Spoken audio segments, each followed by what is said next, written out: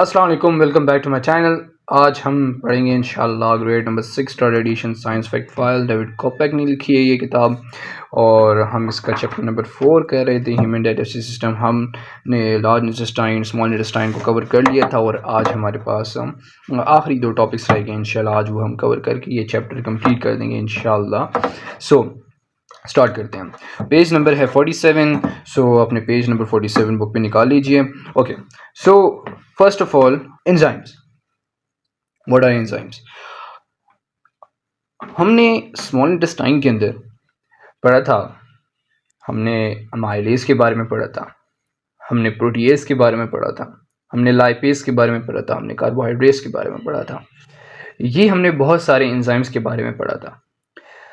हम एंजाइम्स को अगर मैं एक सिंपल वर्ड्स के अंदर बयान करूं तो एंजाइम्स हमारे पास बेसिकली वो केमिकल्स हैं जो कि सारी बॉडी को चलाते हैं।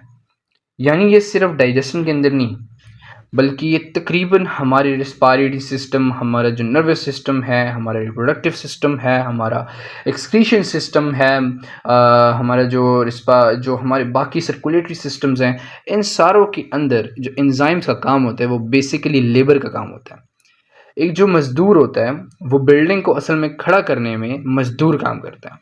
सो एंजाइम हमारी बॉडी के असल में लेबर्स हैं और ये जो लेबर्स हैं एंजाइम्स, ये बेसिकली सारा का सारा काम इनका होता है और इनको कंट्रोल करने वाली जो ऑर्गन्स होते हैं या फिर हम कह सकते हैं ब्रेन होता है इनको कंट्रोल करने वाला इन अ बिगर पर्सपेक्टिव।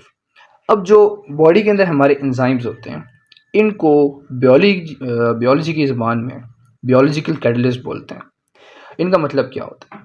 कैटलिस्ट कोई भी ऐसी चीज़, ओके, कैटलिस्ट कभी आपके पास आ जाए तो आपको डायरेक्ट पता होना चाहिए कि कैटलिस्ट का मतलब होता है वो चीज़ जो ब्रेक डाउन करती है चीज़ों को। हमारी उर्दू के अंदर और इंग्लिश के अंदर एक वर्ड है कट, काटना और कट, यहाँ से वो वर्ड निकला है कैटलिस्ट।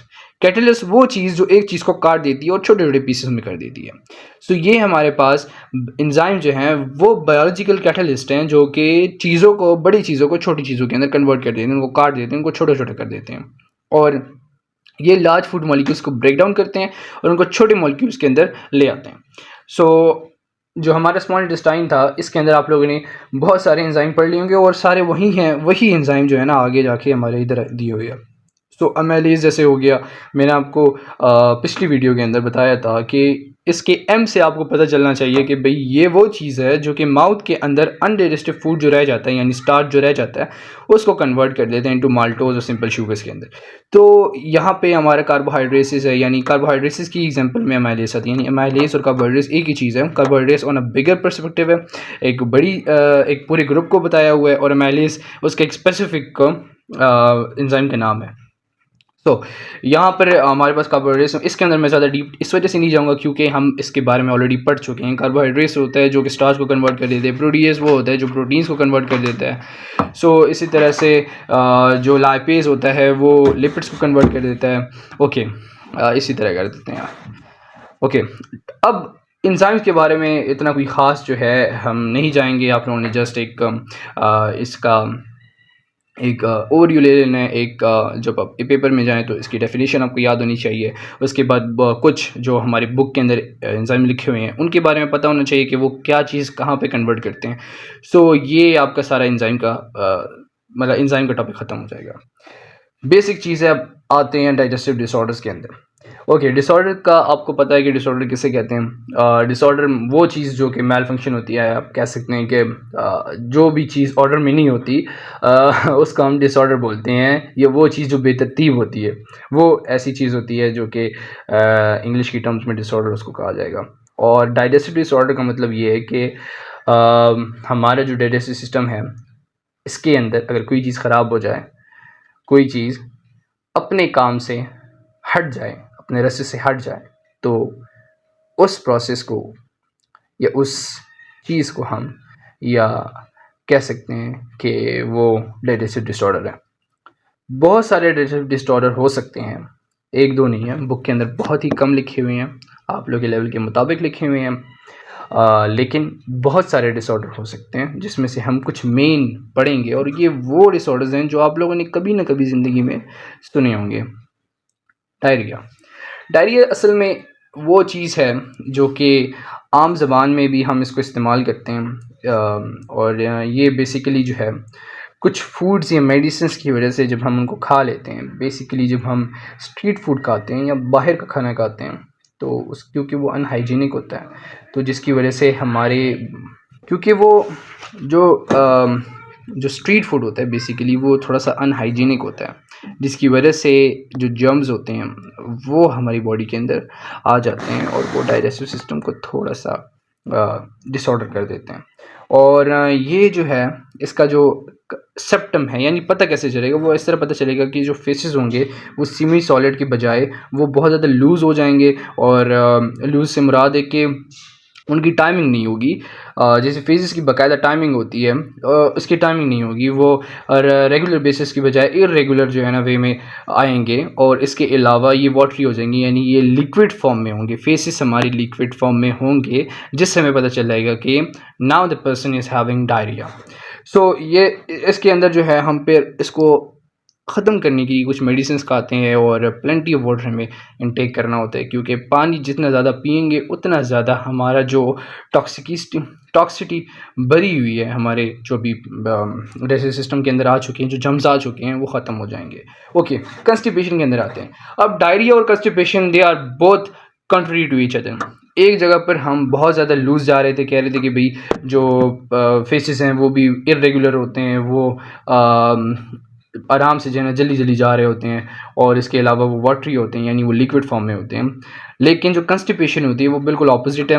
कंस्टिपेशन के अंदर जो हमारे फेसेस होते हैं वो हार्ड बन जाते हैं और डिफ़िकल्ट हो जाते हैं, यानी वो फिर आराम से बॉडी से एक्सट्रैक्ट नहीं होते, और जिसकी वजह से पेशेंट को बहुत ज़्यादा प्रॉब्लम होती है। कंस्टिपेशन के अंदर बहुत ज़्यादा प्रॉब्लम होती है, और जब कंस्टिपेशन कुछ ज़्यादा ही हो जाती है, यानी बहुत ज़्यादा सीरियस कंस्टिपेशन आ जाती है, यानी इसका इलाज जल्दी ना किया जाए, तो फिर वो हेमोरॉइड्स बन जाते हैं, और इनको पाइल्स बोला जाता है। ये जो पाइल्स होते हैं ये एक ऐसी चीज़ है जिसके अंदर जो वेन्स होते हैं, रेक्टम और एनस के अंदर जो वेन्स होते हैं, वेन्स वो चीज़ जो कि ब्लड को वापस लेकर जाती है थ्रू टू हार्ट, तो वो जो चीज़ें होती हैं वो मोटी हो जाती हैं, यानी उनके अंदर थोड़ा सा जो है ना वो स्वेलन हो जाती है, मोटी हो जाती हैं, और जिसकी वजह से बहुत ज़्यादा ब्लीडिंग होती है और इचिंग होती है और पेन होता है। बेसिकली पेन बहुत ज़्यादा होता है इसके अंदर, जिसकी वजह से जो पेशेंट होता है उसको बहुत ज़्यादा जो है ना एक प्रॉब्लम होती है।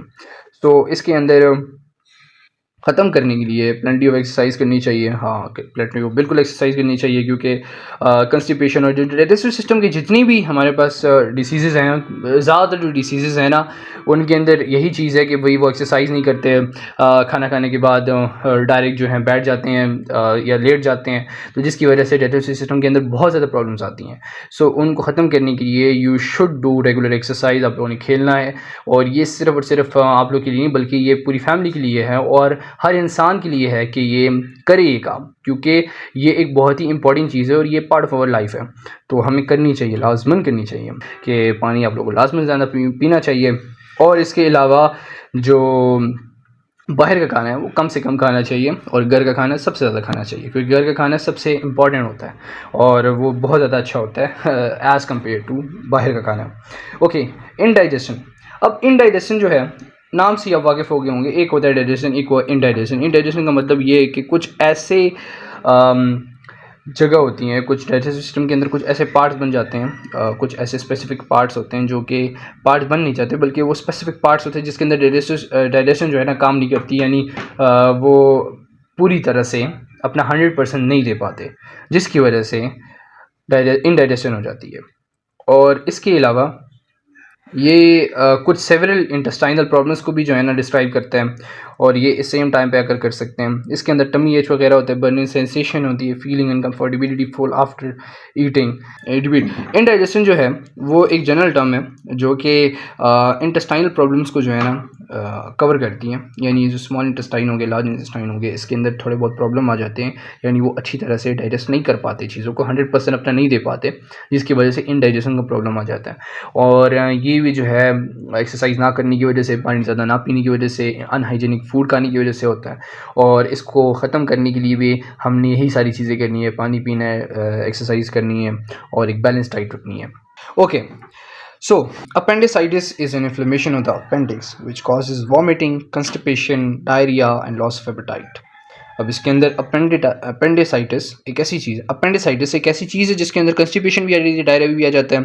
सो मैंने आपको बात की थी कि लार्ज इंटेस्टाइन के अंदर मैंने आपको बताया था कि जो अपेंडिक्स होता है वो थोड़ा ज़्यादा जब बहुत सारी ऐसी कंटेमिनेटेड चीज़ें उसके अंदर स्टोर हो जाती हैं तो वो थोड़ा मोटा हो जाता है, स्वेल कर जाता है, जिसकी वजह से फिर पेन होती है। तो वो सारा का सारा जो प्रोसेस था वो असल में अपेंडिसाइटिस होता है।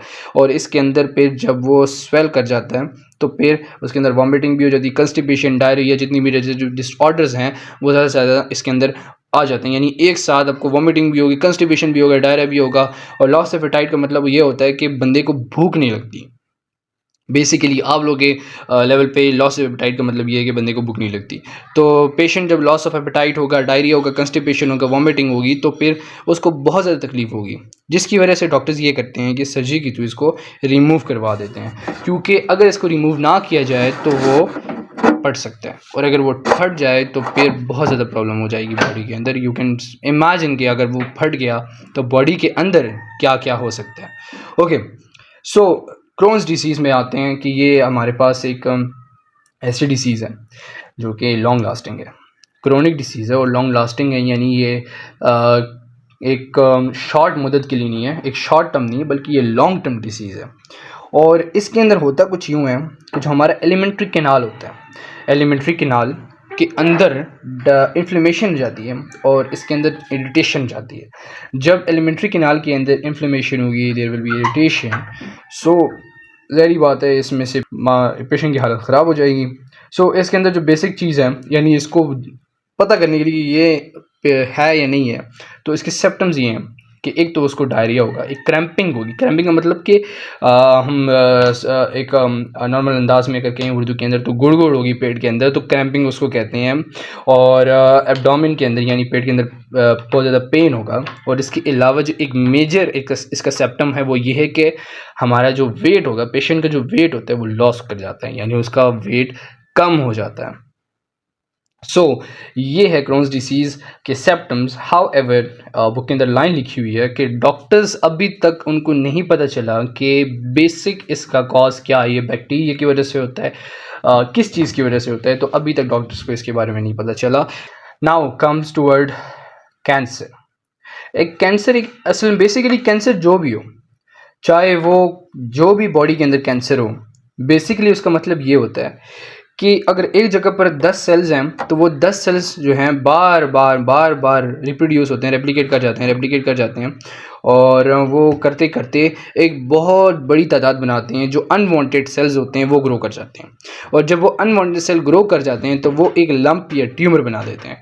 और जहाँ पर भी ट्यूमर होगा बॉडी के अंदर, जिस जगह पर भी ट्यूमर होगा उस जगह को फिर हम क्या बोलते हैं, कैंसर बोलते हैं। ज़्यादा एक बिगर वे में अगर मैं बताऊं तो उसको हम कैंसर बोलेंगे। अलबत्ता ट्यूमर के अंदर बहुत सारी और चीज़ें आ जाती है, लेकिन ज़्यादातर कॉजेज़ में अगर कैंसर की सिर्फ बात की जाए तो ट्यूमर वो चीज़ है जो कि सेल का बहुत ज़्यादा ग्रो कर जाता है और बार बार रिप्रोड्यूस होता रहता है, अनकंट्रोलेबली रिप्रोड्यूस होता है, जिसकी वजह से बहुत सारे अनवांटेड सेल आ जाते हैं, तो उस जगह को हम ट्यूमर बोलते हैं। और कैंसर के अंदर ये एक बेसिक चीज़ है। और वो जो बॉडी के अंदर ट्यूमर है वो कहीं भी ग्रो कर सकता है, यानी स्टमक कैंसर भी हो सकता है, पेंक्रियाटिक कैंसर हो सकता है, बाउल कैंसर हो सकता है। ये बहुत सारी एग्जांपल्स हैं। तो ये बहुत सारे एग्जांपल्स हैं कैंसर की, और कैंसर को ट्रीट भी आजकल किया जा सकता है, लेकिन उसकी शर्त ये है कि उसको फेज़ नंबर 1 यानी बहुत पहले फेज़ के अंदर ही इसका पता चल जाए तो फिर ये ट्रीट हो सकता है 100%। बाद में भी हो सकता है, लेकिन फिर उसके चांसेस जितना ज़्यादा लेट इसका पता चलेगा, जितना ज़्यादा लेट इसका पता चलेगा उतना इसकी ट्रीटमेंट में जो है थोड़ा परसेंटेज जो है ना कम होती रहेगी। तो अगर ज़्यादा जल्दी इसका पता चल रहा है तो फिर ये ट्रीट हो सकता है successfully 110%, not only 100%। However, ignored cancer can spread to the parts of the body and eventually causes death. So, ये हमारा आज का अल्हम्दुलिल्लाह चैप्टर नंबर 4 कंप्लीट हो चुका है, ह्यूमन डाइजेस्टिव सिस्टम। इंशाल्लाह ताला अगली वीडियो में इंशाल्लाह हम चैप्टर नंबर 5 पे जाएंगे और चैप्टर नंबर 5 को कंप्लीट करेंगे इंशाल्लाह। सो अभी तक के लिए इतना ही, और चैनल को ज़रूर सब्सक्राइब कीजिए एंड लाइक के बटन को भी ज़रूर दबाइए। और इसके अलावा wait for my next video इंशाल्लाह चैप्टर नंबर 5 उसमें कवर करेंगे इंशाल्लाह। अल्लाह हाफ़िज़।